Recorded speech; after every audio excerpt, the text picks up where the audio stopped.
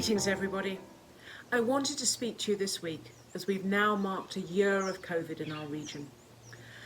COVID is the first time in our lifetime when the whole world has been affected by a single event and stands to remind us of just how globally connected we are and need to be. But while we've all been in the same storm, we've been in very different boats. Every one of us has been directly affected. Our region has seen over 3.5 million cases and 66,000 deaths and rising.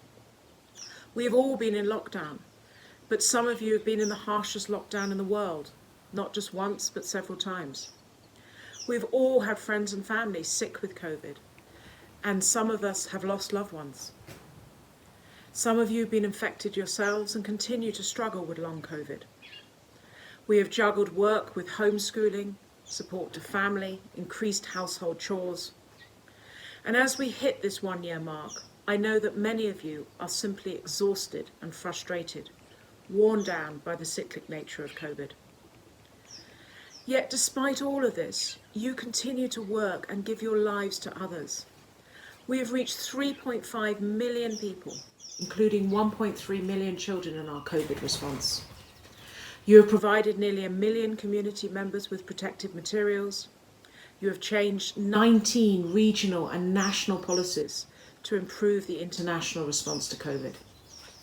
You have directly protected children from increased effects of child labour, child marriage and abuse, ensuring that they can continue their education and their childhood and be part of the effort to restore and rebuild once COVID is over. Our COVID experience has been made even more complicated by our own culture and gender issues, government COVID decisions, and all the other external events, including conflict, earthquakes, economic collapse, floods, explosions, and much, much more. We do finally have light at the end of the tunnel in the terms of the vaccine. While again we are in very different boats with our government's rollout plan, we can now celebrate that we've had over 2 million doses given in Romania, 150,000 in Jordan and 100,000 in Lebanon.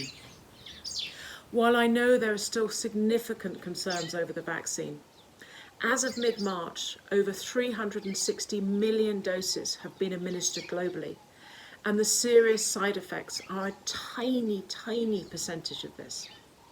Please, when your time comes, take the vaccine and encourage your friends and family to do the same. It will not only protect you from the disease, but will allow your economies to open up, children to restart their lives again, and prevent even greater levels of child abuse. Throughout the last 12 months, we have turned every day to our faith to keep us strong. Even as we wait for the dawn that the vaccine will bring, continue to pray, reflect on the blessings you have, find positives in each day and each bird song and flower that you see. God is behind us, beside us, and in front of us. Just as Jesus calmed the storm by saying, "Quiet, be still," then the wind died down and was completely calm. So too, soon our boats, big and small, will be in dock and safe from the storm of COVID if we keep our faith, follow the scientific evidence, and access the vaccine. World Vision remains committed to seeing this through and supporting you. Reach out to your peers and your line manager if you feel you need support. You do not need to struggle alone. Most of all, do not give up hope. Stay strong and know that I am so proud of every one of you for what you have done and continue to do for the children of Mia. Thank you.